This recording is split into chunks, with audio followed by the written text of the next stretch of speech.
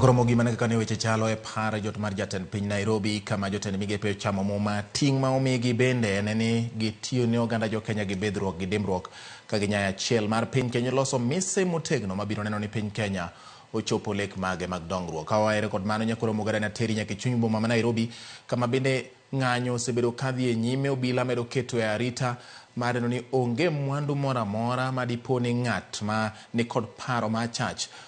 oketho e kinde mag ng'anyo ma jomatindo temo dhiro godo dwaro margi e okenge mopogore opogore. Wadani watudre kod jafwambo marwa Lydia Okeyo e yor simo mondo mi onyiswa ni to chal nade e chuny boma ma Nairobi. Lydia, kiwinja to inyalo nyiso nyaka gie sani e chuny boma chal nade? Kinde mokalo waseneno ka ng'wech nitie e chuny boma, muoch mar iro malungo wang' kaachiel kod obila ma oketo okenge mag jiwo arita bende nitiere e apeyni mopogore opogore. Nyaka gie sani gin ang'o gini ma wang'i mar fwambo oseneno to iti mar fwambo bende osewinjo ma inyalo nyiso nyikwa Ramogi Ajwang' manitie mabor gi boma ma Nairobi kata mantiere machiegni gi Nairobi to keto wang'i Ramogi TV, Lydia? Mana kaka iwacho George, but abiro ne achiel kachiel ka nitiere chuny boma ma Nairobi kama bende weche mag arita otiape kaka inyalo neno wang' jowi mari kanyo. Nyakwa Ramogi Ajwang' mane chal mar chuny boma ma Nairobi kama ng'we oyieyo kod kaka osebedo ka dhi mbele are okinyi e kind rawere moko machuok.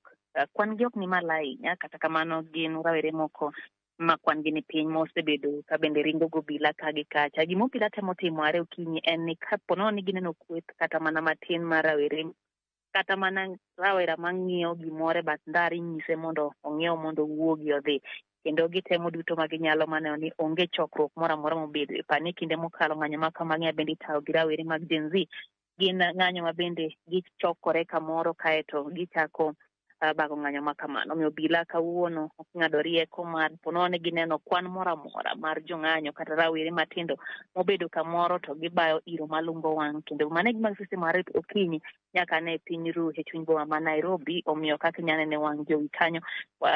boma ma Nairobi onge kod oganda mathoth mana kaka pile en boma bende odich kendo weche thoro bedo ga mang'eny ka oganda timo ohendni gi ka gi kacha. Kata kamano waneno ka kata mana jo ohala no obedo mabor kawuono. Dukni no olor are okinyi kabinya palo ni are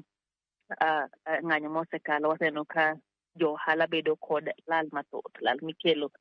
kod kethruok mar mwandu kod kuo mar mwandu gi jogo ma bende chich gone gin jonjore madonjore e ng'anyo mitayo gi rawere mag Gen Z. Kinyalo paro Gen Z gisebedo ka giwacho ni gin gi ng'anyo ma onge oko kendo gi ng'anyo ma onge kuo mag mwandu. Kata kamano iwacho bende sirikal nogolo siem ni nitiere jogo ma bende teo mondo oti gi ng'anyo no mar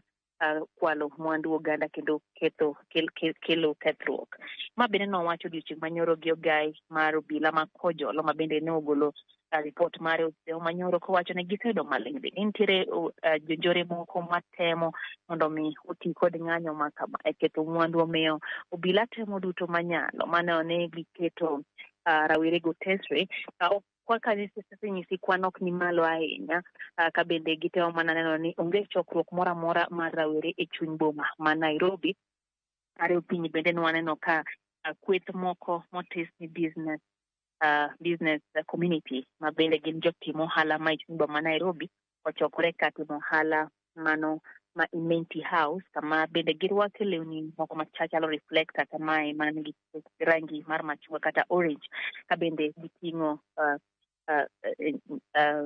gik moko kanyo e lwetgi machalo gima ginyalo goyo go ng'ato, ka bende en ranyisi ni gitemo mondo giket arita makare ne mwandu maggi mondo mi kik jonjore mano wach maling' nyalo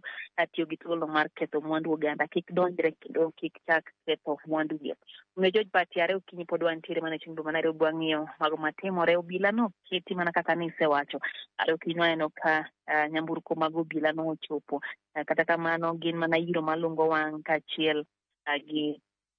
tiyo matek gi pachgi mar keyo jomoko ma bende nyalo ni ochokore mar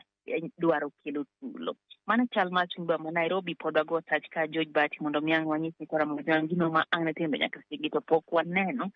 rawere mowuok aching' mondo mi kata owuok gi ute mag fwambo en kata saa 7:14 pare ne gisingo ni saa 8:8 nitie gima ang' ne gitim manyiso dwaro margi ka bende gikwedo mokalo wechego mosebedo katimore e kinde mokalo ahinya to nek mar rawerego ma bende nonegi e kinde mag ng'anyo mane pingo piny owacho kendo ne pingo telo marach gi mibadhi mosebedo e sirikal gitiyo marach gi apisi bende waseneno ka jatend piny Kenya William Ruto osetemo duto manyalo mar kelo lokruok e piny owacho mare. George Bati kama ka en gi penjo.